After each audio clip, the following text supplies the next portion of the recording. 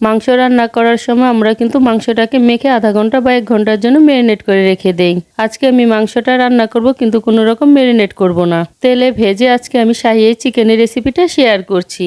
তেলে ভেজে এই চিকেনটা যখন আমি রান্না করি তখন সবাই খেয়ে খুবই প্রশংসা করে। চলুন তাহলে আজকে এই মজার চিকেনের রেসিপিটা আপনাদের সাথে শেয়ার করি। শাহী চিকেন রান্না করার জন্য এখানে আমি 1 কেজি চিকেন নিয়েছি আর চিকেনগুলোকে লবণ আর লেবু রস দিয়ে ভালো করে ধুয়ে জলটাকে ঝরিয়ে নিয়েছি।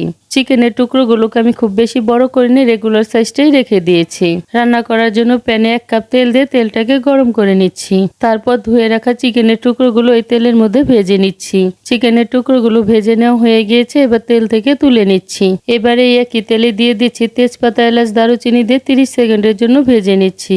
মশলা থেকে সুন্দর একটা ফ্লেভার বের হতে শুরু করেছে। এবার এর মধ্যে আধা কাপ পেঁয়াজ কুচি দিয়ে পেঁয়াজটাকে ভেজে নিচ্ছি। কিছুক্ষণ ভেজে নেওয়ার পর পেঁয়াজটা সোনালি রং হয়ে এসেছে। এবার এর মধ্যে আধা কাপ পেঁয়াজ বাটা দিয়ে পেঁয়াজ বাটাটাকেও ভেজে নিচ্ছি। পেঁয়াজ বাটাটা ভেজে নেওয়ার পর এবার এর মধ্যে দিয়ে দিচ্ছি আদা বাটা, রসুন বাটা, সাথে দিয়ে দিচ্ছি কাজু বাদাম আর কাঠবাদাম বাটা আর ফেটিয়ে নেওয়া আধা কাপ টক দই দিয়ে মশলাটাকে খুব ভালো করে কষিয়ে নিচ্ছি।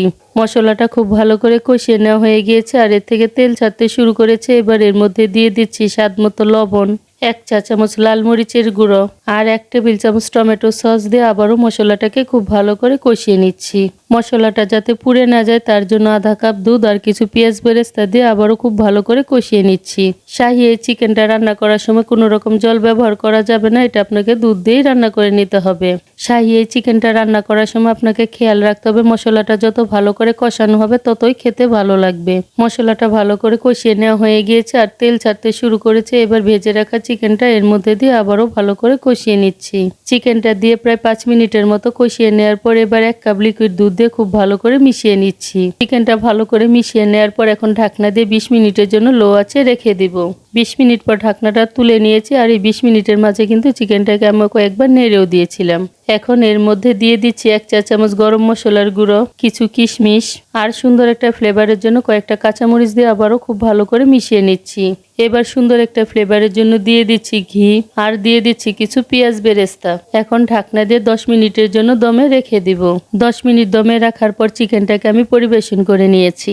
দেখতে অনেকটা লোভনীয় হয়েছে। এখন নিজের বাসায় একবার ট্রাই করে দেখুন খেতে কেমন লাগে। আজকের এই শাহী চিকেন রান্না করার রেসিপিটি যদি আপনাদের কাছে ভালো লেগে থাকে তাহলে চ্যানেলটিকে সাবস্ক্রাইব করে পাশে থাকা বেল আইকনে প্রেস করতে ভুলবেন না। এতে করে আমি যে নতুন নতুন রেসিপি আপলোড করব সবার আগে নোটিফিকেশন আপনি পেয়ে যাবেন।